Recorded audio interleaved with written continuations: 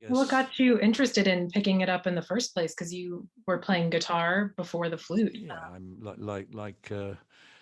all of my peers back in the mid '60s. Everybody wanted to be a guitar player. You know, Right. that was the sexy thing to do. And I think probably from the age of 17 through 20, um, well, actually 19, 17 through 19, I was the guitar player. But I heard when I was, um, I guess when I was 18 years old, I heard Eric Clapton, who had just joined John Mayall's Blues Breakers at the time. And Clapton was, you know, a great example of a white English working class blues musician. There were a few of them around. He was far and away the most accomplished.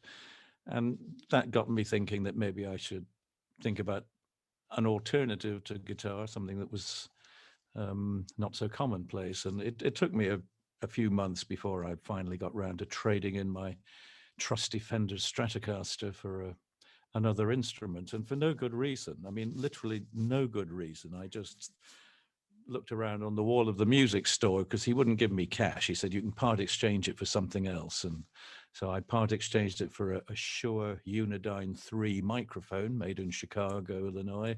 And, uh, and on the wall, there was hanging a shiny flute. And I said, I'll have that, without really thinking what I was going to do with it or how to play it or anything.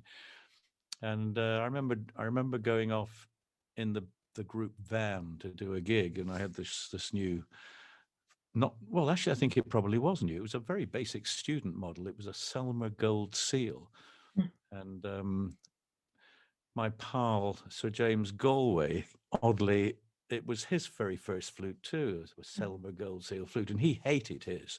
He thought it was the worst thing in the world, and I rather liked mine, except for one thing. I couldn't play it.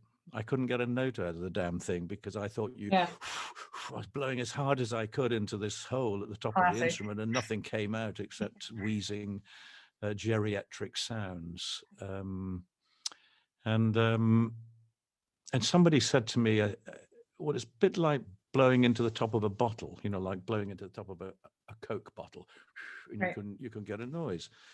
And I think it was some weeks or months later, I did manage to get a noise out of it, you know, a note.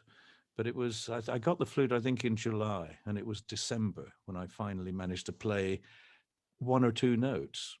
And it's a testimony to the ergonomic excellence of Theobald Boehm that he Yep.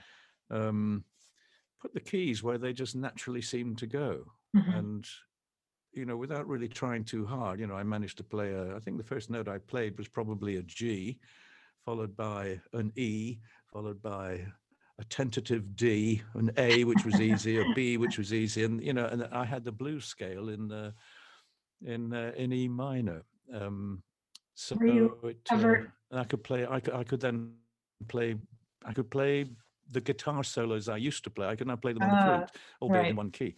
Yeah. So that just got me started. And for about the next 2 or 3 weeks over Christmas, I started to work on a few ideas. And by the middle of January, I was at the Marquee Club, the famous club in London that many of us started off Yep. in. And I was playing the flute, and people were paying attention to me, you know, because it was an unusual thing to have a flute in a blues band.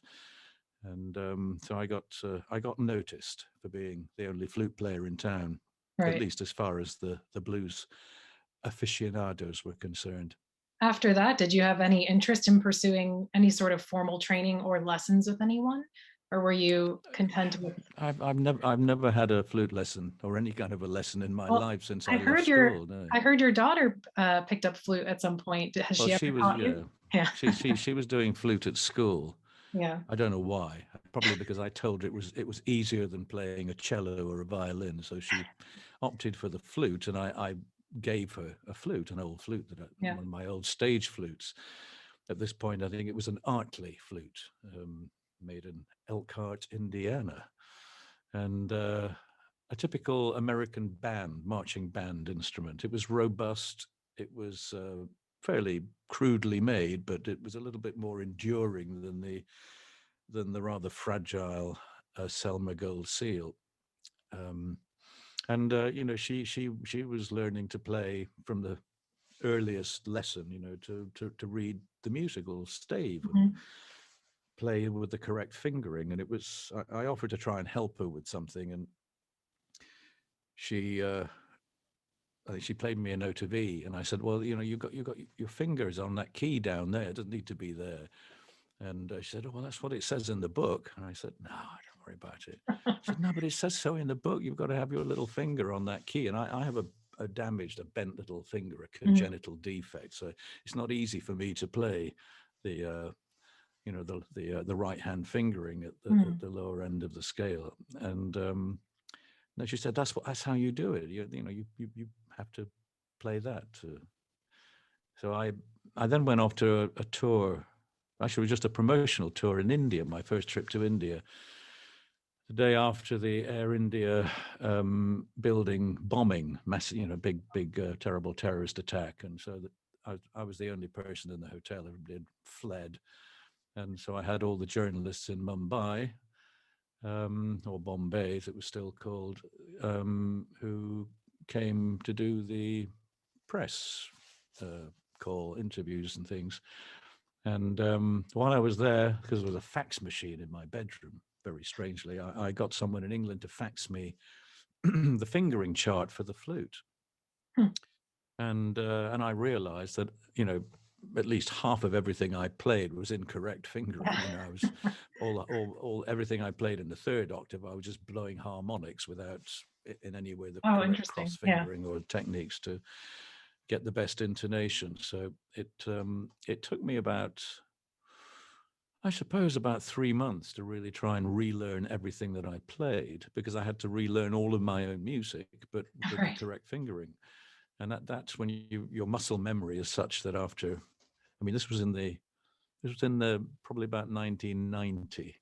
So I'd had 22 years of playing the flute incorrectly. It took Right. a while to Some relearn. habits to Yeah, break.